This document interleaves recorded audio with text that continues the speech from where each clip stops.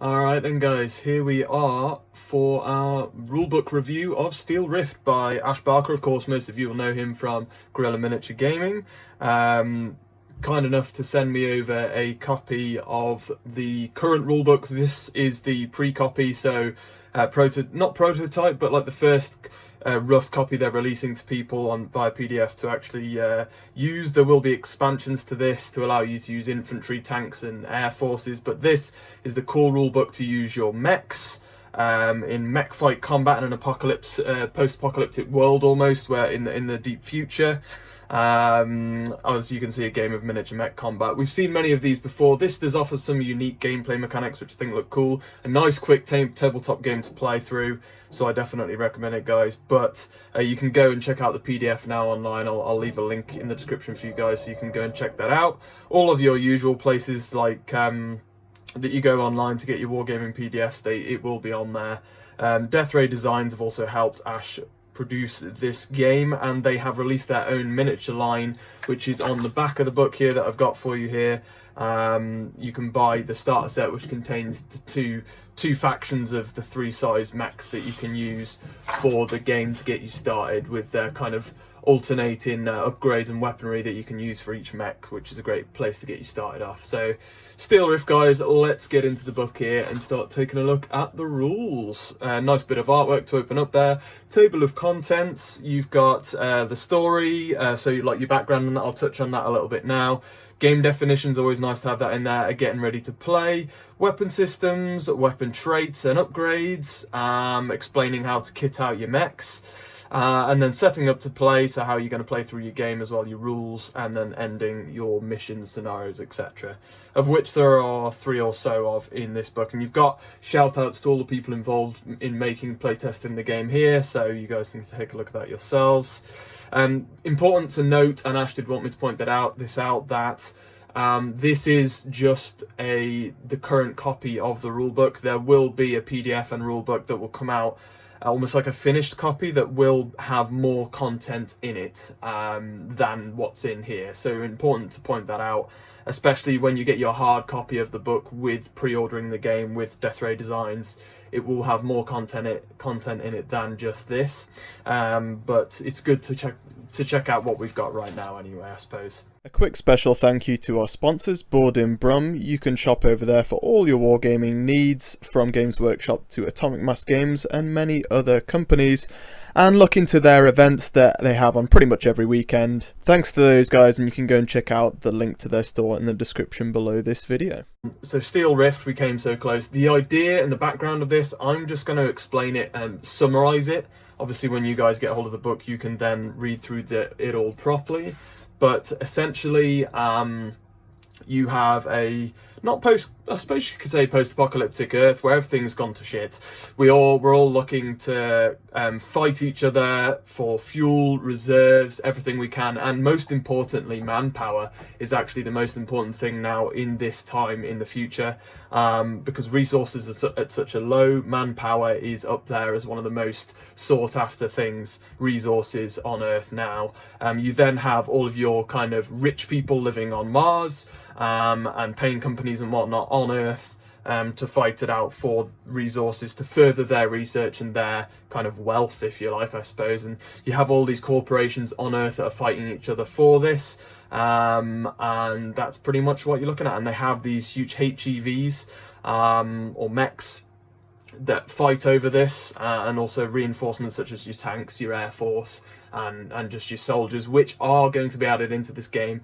In this core rulebook, it's at the moment just your mech battles, which I think's the core of the game essentially. And essentially these factions came together to try and actually harness power from the sun, one of the only resources left in the galaxy, should I say in the solar system, that hasn't been massively harvested. So they tried to harness the power of the sun using a Dyson drone force. Go up to the sun, circle it, and try and harness and harvest the power of the sun. It, needless to say, goes wrong. All of the forces on Earth, the corporations, actually pitched together their resources to actually get this Dyson drone sphere together to harvest the power from the sun. humanity finally working together. It obviously all goes wrong. The sun causes to be too powerful, destroys this swarm that costs so much of Earth's resources to actually launch into space and get working, essentially. And then they all just go to worse than they did before. They even created the Dyson swarm, fighting over what's left on Earth, what very little is left. And so you're in this kind of desperate situation on Earth where you have all these corporations fighting over what's left. And thereafter you then have the game of Steel Rift, where you fight it out with your mechs for the resources on planet Earth that are left, I suppose. So you've got a little introduction to it here. HEV stands for Humanoid Endoskeletal Vehicles.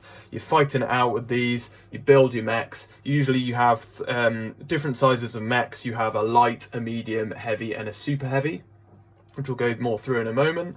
Dice in this game, it's nice to have a D4, D6, D8, D10 and D12 to keep track of your wounds, because different mechs have different wound levels.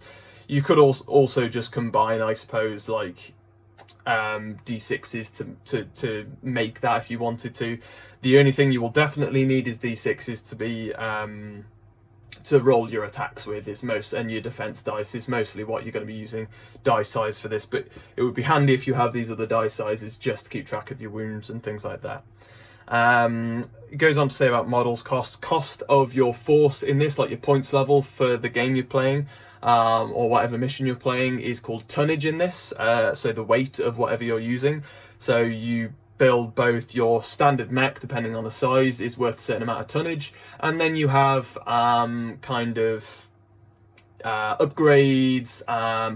weaponry that you put on those mechs that then ups the tonnage, essentially, that you have for each model. Everything else is standard there already. You can pre-measure to your heart's desire. Measure base to base, so it says here all measurements are described here in inches. Measurements can be done anytime and should be from the closest point on two models' bases. Measure to the hull of a model if it is not base, so you don't have to technically have base models here. You can get away with anything. Also worth pointing out, you can pre-order the core set from Defray Designs to have the different size mechs, but things like Battletech and all those, if you have mechs already, you can easily proxy models here if you wish to. So it is miniatures agnostic to a certain degree, but obviously Defray Designs have created some beautiful models for you to use that are really nicely customizable for the game. It's based on a 3x3 board. You have different classes of vehicle, as we've already said here, so light, medium, heavy, ultra heavy, and you always have in brackets for either damage output or armor, etc. You have this format where you have the dashes to resemble light, medium, heavy, ultra heavy in your different stat lines. Line of sight. A unit can draw line of sight to another unit on the table if an uninterrupted line can be drawn from the nearest point on the front 180 degrees of their base to one or both sides of another unit's base. If this line cannot be drawn, the unit does not have line of sight, unless stated otherwise. Models never obstruct line of sight to other models. There you go. However, they do obstruct movement, so you can't move through other models, which kind of makes sense being big heavy mechs. Roll off, so with the 1d6. Other than that, I think that's pretty much it. Redlining and activating and things like that we'll go through in a moment. So this goes on to how to play, how to set up your mechs. You can select certain mission sizes. You can choose different types of missions. So a recon mission will be 100 tons, a strike mission 150 tons, and a battle is roughly 200 tons. So you can add more mechs or more support units in. As said, the support units don't come in this book. You can have out-of-game effects that are support. You can pay extra tonnage for, but in terms of like the infantry, the tanks and the air support, they're coming in another expansion, so we'll have to wait for that. So it goes through what the humanoid exoskeletal vehicles are here. Recruiting forces, so light HEVs are worth 20 tons, medium 30, heavy HEVs are 40 tons, and ultra heavy HEVs are 50 tons. After you have selected the number and type of HEVs that fit into your budget, the remaining tonnage then can be spent on available support assets, which is pretty cool. Go through an example here. We don't really need to go through that. It's pretty simple. It's kind of your normal list building.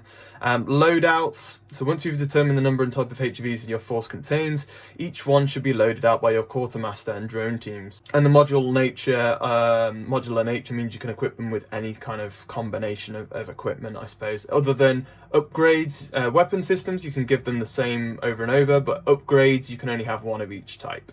And effectively, each HEV will spend its tonnage on the following steps. So, however, if you're using a light vehicle, your tonnage is only 20 tons, so you spend up to 20 tons on weapons and upgrades and armory, that sort of thing.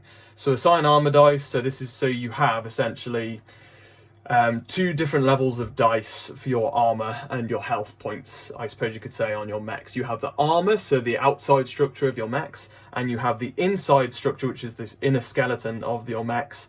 It's called the structure, and you have a certain dice for either one depending on the size of your mech, because the bigger your mech is, the more hardy they're going to hit, more hits they're going to be able to obviously take. So just as an example here, HEV will have an armor dice assigned to it to count down how much external damage it can take.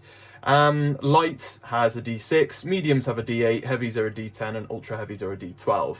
Hence why you need the different types of dice to make it a bit easier to track these things. Then you have the structure dice, so once your armor goes to 0, you go then onto the structure.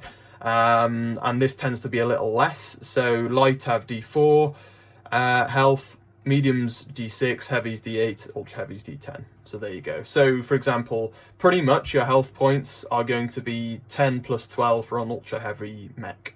So you're going to have 22 health points essentially, although there are some other things that alter that as well. Stripping or reinforcing armor or structure. A commander may request a quartermaster to either strip or reinforce, so you can actually upgrade once each section. So you could upgrade your armor dice to become a D12 instead of a D10 if you're heavy, by upgrading via this armor structure system here, which is pretty neat. So pretty nice to think that you can do that as well. Once you have determined the armor and structure values of the HEV, add the sum of these values together and reduce your tonnage budget by the amount. So there you go. Assign weapon systems and upgrades. We've already kind of been through this, but there are certain levels that certain number of things that each size of mech can have. So depending on the class of the mech. So a light may have up to 3 weapons or upgrades. A medium may take up to 4, a heavy and an ultra heavy may have up to 6. And you can purchase them any number of times. However, if you purchase an autocannon and you want to buy another one, it has to go up by 50% cost essentially. So you're looking at, and obviously you've got tonnage cost based here, is based on the class size. So if you're light, it'll be the first kind of stat line here, or number will be the cost for that weapon. If you want to then take that weapon a second time on your mech, it then costs 50% more than the original cost to get a second one, and so on, so on. And it's given an example here. This medium mech here is spent up to 30 tons worth of upgrades and weapon systems, because that's how much they can spend and how much they're worth. And there's a little example here of upgrades and weaponry up to a total of 20 tons for this light mech here. So very simple, really nice way of simply making your own mechs. I love how you can design your own mechs as you wish. You then have your weapon systems to choose from here, and your weapon traits are given off of the traits table here. So you might want to look up your special rules here depending on what kind of weapons you have. I'm not going to go through these in detail. You guys can kind of see them a bit here. You do have your autocannon, a howitzer, a laser, melee weapons to increase your melee ability, which we'll go through in a moment. Missile systems, particle cannons, railguns, rocket packs, rotary cannons, shot cannons, and sub-munitions. All sorts going on there. You can take a look at those if you wish to. I'm not going to go through all of it because they're pretty standard things for miniature gaming here. It's just nice to kind of see what options you have there, which is pretty neat. And just to give you an idea of the difference, a particle cannon on a light mech is 2 cost. On a super heavy, it's 6. So gives you a good idea of how much more expensive things are on a heavy compared to a super heavy compared to a light mech.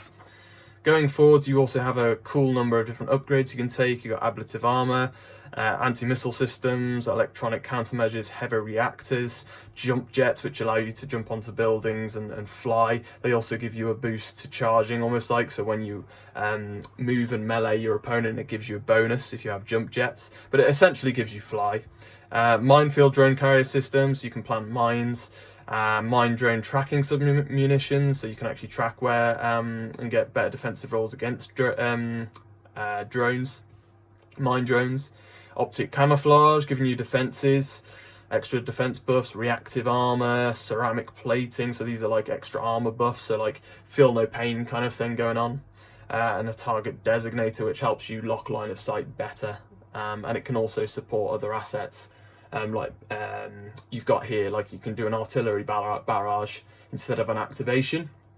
And if you have targeting designators, it can help these sort of things because you're a mech that has better targeting relations, so you can pinpoint with a laser where you want the missiles to go rather than just telling them to fire somewhere coordinates.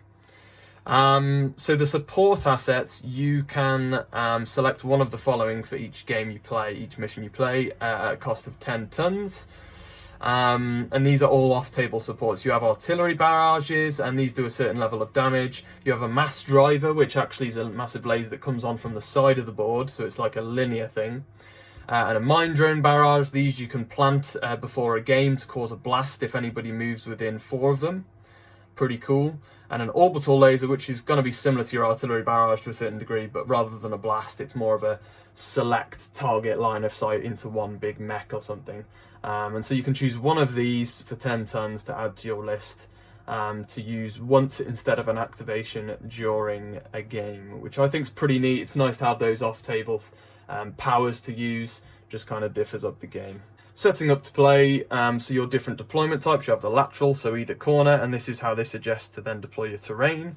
You have the typical kind of 1 and 2 corners for each force, and then direct is just your standard dawn of war deployment, so either side of the map, 3 inches up. Generating a mission objective, you've got security, which is the most tonnage in each quarter, kind of gets you a VP. Or is it, okay, so at the end of each turn, calculate tonnage of units in each quarter of the mission area. The commander with the most tonnage in that area controls it, and the commander controls the most quarters of the mission area secures a VP. So we've seen these kind of missions before. Seek and destroy, it's like a kill scenario. Whoever deals the most, kills the most tonnage on the table, and that can include more than mechs when obviously we get infantry included in the game and whatnot. Recon is at the end of each turn, calculate the total tonnage of units within 12 inches of an enemy deployment edge or corner. The force with the greatest total scores 1 VP. If there's ever a tie on tonnage per round, it's nobody gets points, essentially, is what it's saying here. Generating terrain, you're supposed to have 8 agreed upon pieces of terrain.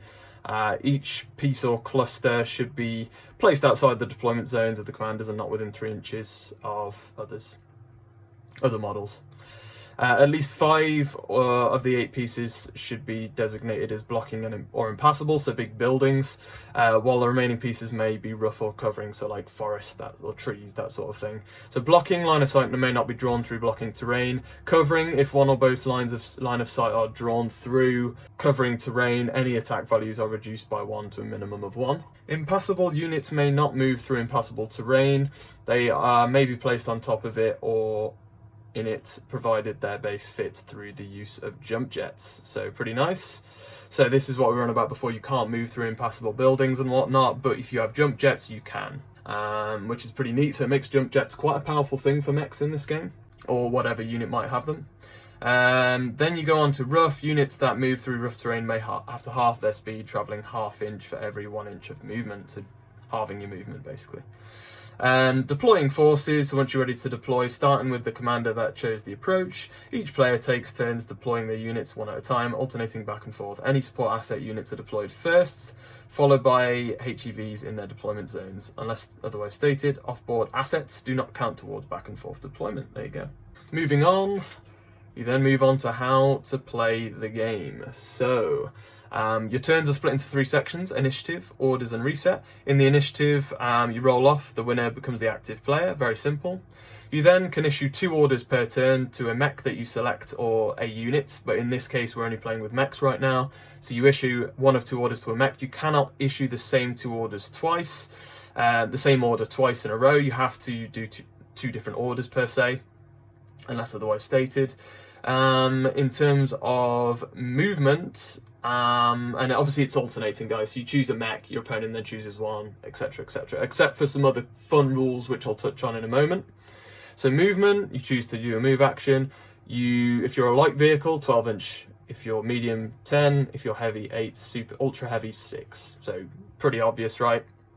You can you may move in that direction, account for any reduction because of terrain, but it may end its move facing in any direction. Units may not move through other units during this move. Very simple. Then to jump, this is only if you have the jump jets, as we've said. You place yourself where you're within the distance you're willing to jump, and you can obviously avoid terrain with this.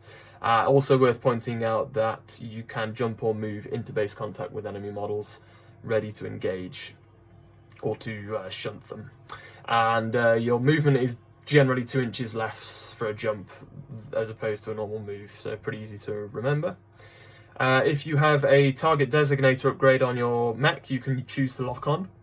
As an action, the active unit may pivot to face any direction. Select a single enemy unit with line of sight of the active unit. If the following order performed by this active unit is an engage order, the target may not use the rules of any upgrades it has purchased for the duration of that order. The targeting AIs have taken time to mitigate them. This order may only be performed if you have a target designator. So it's pretty cool if you choose to upgrade them with this, your mech with this, then they can also use a lock on, which is kind of nifty.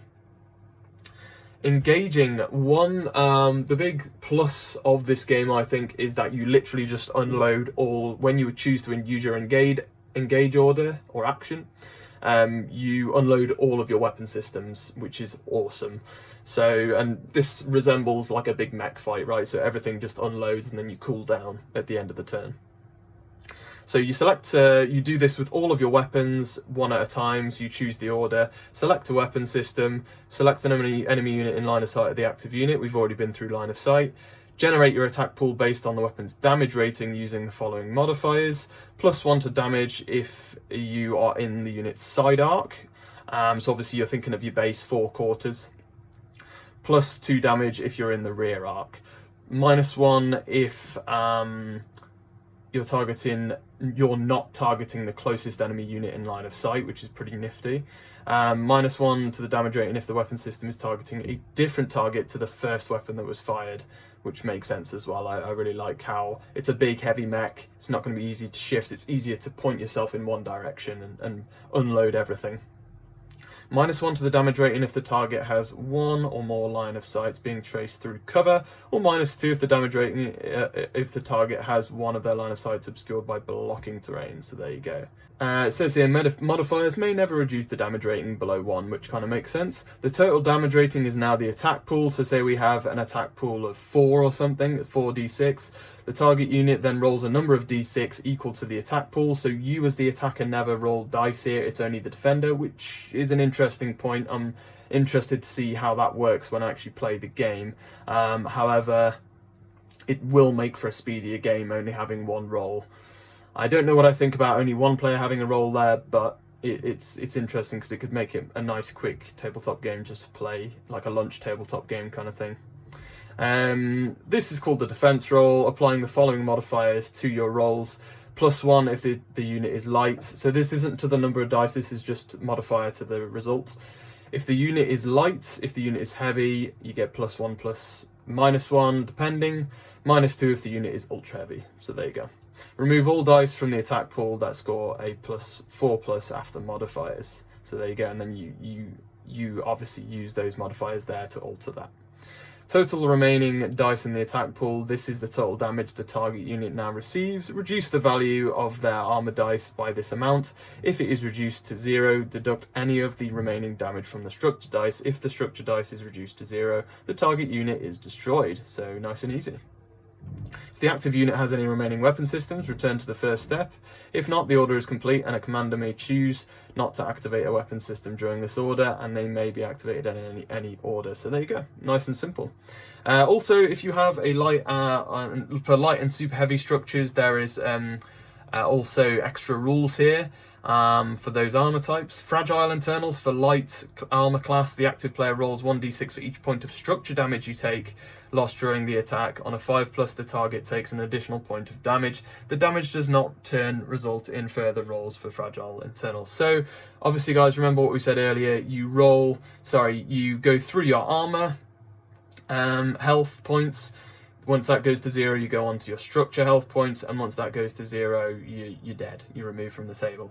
It's worth pointing out here that if you take light armor, you can, on a 5+ for each point of damage you take on your structural damage you take, you can actually end up being worse off for taking light armor. So I really like that. Makes sense. If you take ultra heavy armor, however, you get the opposite. So for each damage point you take, you can roll a 5+ d6. On a d6, if you get a 5+, you negate that point of damage. So you do it for each point of damage you would take, as opposed to taking an extra damage, which I think is pretty nifty.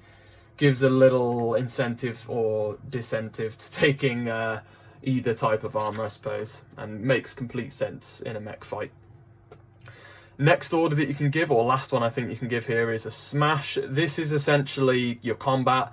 If you are in base contact with an enemy mech, you can essentially do a similar attack to what we've just done. You determine a damage rating equal to the size of the active unit. So you actually use this. So if you're a bigger mech, this is where you're going to have an advantage. Maybe you're a big mech, you want to target some light mechs with this melee, right? And you get bonuses depending. So if you're a light mech, it's 3, all the way up to an ultra heavy, you get 6 damage dice here. And you get +1 if you are doing this after a move order, so almost like a charge bonus, and a +2 after a jump order, because you're actually jumping down into the mech, charging them, which I think is really neat, that you get that addition there. You get +1 for each size greater you are than the active unit, and a -1 for each size lower than you are than the unit to the active unit, which is pretty neat. Remove all dice from the attack pool that score a 4+ after modifiers. There you go. So this is those two previous ones I've just said there, modifiers to do with size, guys, are to modify your dice roll, not how many dice you actually roll. Which kind of makes sense there, I suppose. And then you have the total remaining dice in the attack pool. This is the total damage the target unit now receives. Unlike the engage order, though, damage from a smash order is applied half to armor dice and half to structure, and you round up and down to sort that out, as it says there, which I think's really cool because you're actually shunting into them, so it really hurts their structural and armor, which is super interesting, I think. Critical damage is very interesting. If you lose 20% of your structural health points, so remember you go through armor before you do get to this point, if you lose 25% or more, your move and jump orders are worth -1 inch, so -1 less movement. 50% or more damage, your damage ratings of your weapon systems are reduced by 1 to a minimum of 1. And if you suffer at least 75% loss of your structure, you may only be issued a single order when you are activated, so you're injured essentially. You only get 1 action in your activation instead of 2. And all of those effects are cumulative, so by the time you get to 75% loss of structure, you're pretty done for. And then you have, and this is one of my favourite parts of this nice and simple kind of game, quick game to play. The last thing to touch on here are these 3 extra things that add to the game that you can react to your opponent doing things with, or you can do so when attacking, which I think are really cool. If your opponent has models left to activate and it's your turn to choose someone, but you've already activated everything and you don't have anything left to activate, you can still choose to redline one of your models, take a point of structural damage, or to your armor or whatever, and you gain a redline token, and you get 1 single action as an extra activation, but you have to then redline. Which is pretty awesome. It's like exerting the power of your mech to the max over using its systems to squeeze out another action from it because you're desperate. You probably only got 1 mech left on the table. Your opponent's got 3 left. What's going on? You want to redline your mech and get squeeze an extra action out of it because you're desperate. I think that's really cool. Or you can gamble and try and finish off your opponent by redlining somewhere, which I think is neat. Evens out the game even when you lose 1 or 2 mechs in the fight. I like it. Return fire I think is also pretty awesome. When a commander has one of their units which does not have an activated token or a redline token marking it, you can choose to return fire after your opponent targets you. So if they do so, you may re-roll any natural roll of a 1 in your defense roll for the remainder of that enemy order. So if you're really clever with when you activate your mech, you can choose to do this instead of activating. Once that order is complete by your opponent, you could still have line of fire to the active model, line of sight. you can use one engage order of your own, essentially, into the activating model, and you unload all your weapons as normal, but then you get an activated token. So you only get one engage action, and you get rerolls in your defense in exchange for, I suppose, having an activation for that turn, which is pretty neat. And then remember that if you then come to activate after your opponent finishes that activation and you've returned fire, you then get to choose somebody to activate. If your opponent's got more mechs left, you could then red line as well and take a red line marker, which is pretty neat. So you'd still technically get kind of 2 actions that turn, but you'd end up with a red line marker as well. So there's certain ways you can do things here. I really like it. Reset once all units on the table have activated or have a red line marker as well. Remove all tokens from the table and the turn ends. Proceed then to the next turn. Proceed to the first step, sorry, and you go until the 5th turn ends and you finish the game. Whoever has the most VPs wins, and that's it. And that is your core rules, the core rulebook for this, guys. Like I say, there are expansions to be coming from Ash Barker and the guys over at Death Ray Designs, introducing maybe more missions. I'm not sure there really. Probably just expansions to the game. I don't know if these will be free or what. Probably extra PDFs to download. We'll have to wait and see, but I know for a fact that they're looking at introducing infantry, tanks and air support as well, as extra support for your mechs to hire and your commanders to hire for your tonnage, if you like, to add to your forces. So really cool, nifty little tabletop game, really by Ash Barker. You could go check out and download the rules now for a very, as always with these indie games, a nice low price to just get hold of the rules.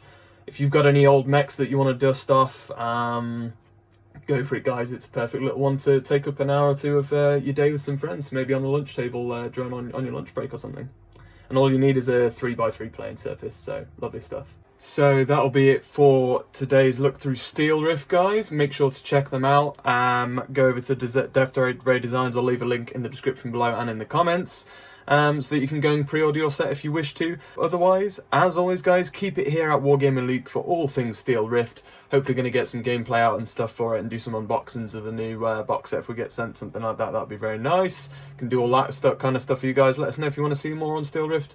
Otherwise, until next time, guys, as always, happy wargaming.